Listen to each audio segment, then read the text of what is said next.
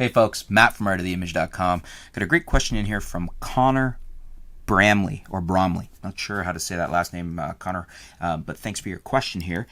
Connor says, hey Matt, I'm wondering whether to buy the Panasonic FZ2500, FZ2500, FZ2500 for video usage. I like the specs of the camera, but do you think the 1-inch sensor in the fixed lens is a problem? I'm also considering if I should buy a G7 with some lenses instead for the same price.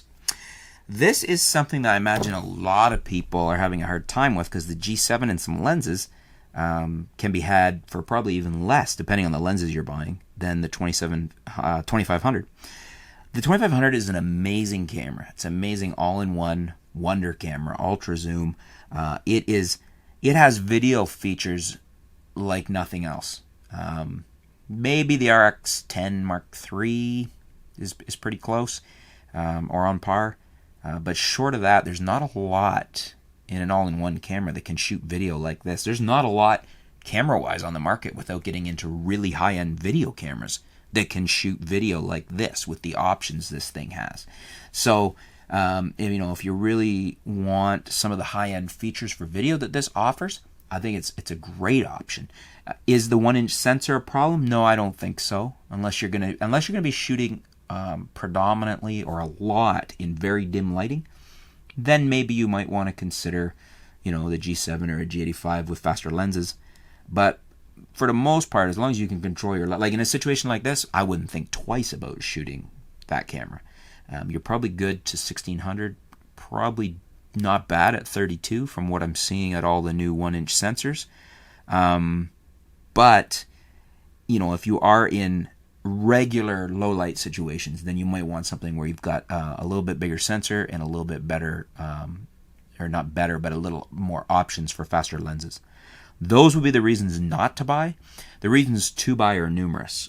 You can't get a much better video package, if you can even get a better video package for the price.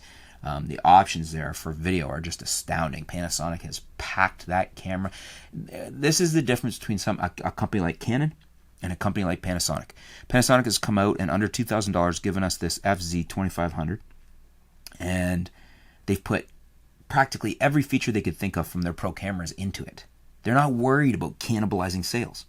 Canon comes out and gives you a almost $4,000 5D Mark IV and cripples the heck out of it because they want to drive you towards a $10,000 or $15,000 or $20,000 video camera.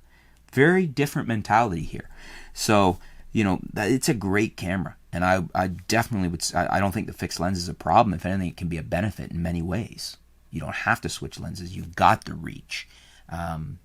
Short of really needing a faster lens in dimmer light, that'd be the only situation where it would be a problem.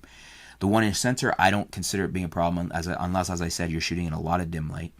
What do you guys think? Do you agree with me? Should he seriously look at the FZ2500? Or do you think he should be looking at the G7 and some lenses? What do you think? And leave your comments below. Let me know what you think and why. Let's flesh it out. Let us know your reasoning. Let's help Connor out. Thanks for your question, Connor. Stay tuned, folks. We'll be back soon here at artoftheimage.com.